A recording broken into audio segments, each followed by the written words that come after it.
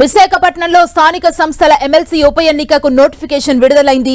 ఈ నెల 13 వరకు నామినేషన్లు స్వీకరిస్తారు. 14 నుంచి 16వ తేదీ వరకు ఉపసంహరణకు గడువు ఉంటుంది. ఈ నెల 30న స్థానిక సంస్థల ఎమ్మెల్సీ ఉప ఎన్నిక పోలింగ్ జరుగుతుంది. సెప్టెంబర్ 3న కౌంటింగ్ జరుగుతుంది. ఇదే అంశానికి సంబంధించి మరింత సమాచారం మా ప్రతినిధి జార్జ్ అందిస్తారు. జార్జ్, ఎమ్మెల్సీ ఉప ఎన్నికకు సంబంధించి నోటిఫికేషన్ జిల్లా అధికారులు విడుదల చేశారు.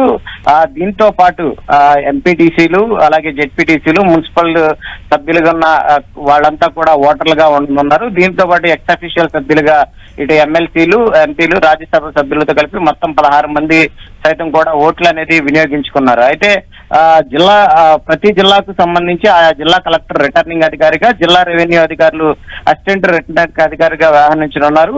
అయితే నేటి నుంచి 13 వరకు కూడా నామినేషన్లు స్వీకరిస్తారు. 14వ తేదీ స్క్రూటినీ, అలాగే 16వ తేదీ 3 గంటల వరకు కూడా నామినేషన్ల ఉపసంహరణకు అవకాశం ఉంటుందని తెలిపారు. ఈ నెల 30వ తేదీన 8 గంటల నుంచి అంటే సాయంత్రం 4 గంటల వరకు పోలింగ్ ఉంటుంది.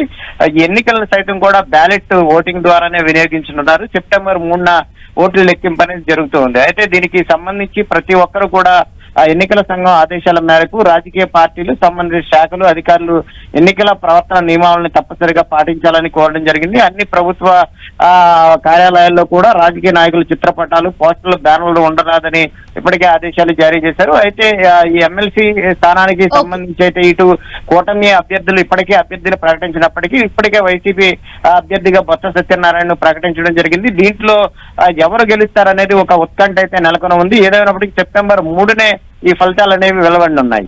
Thank you George.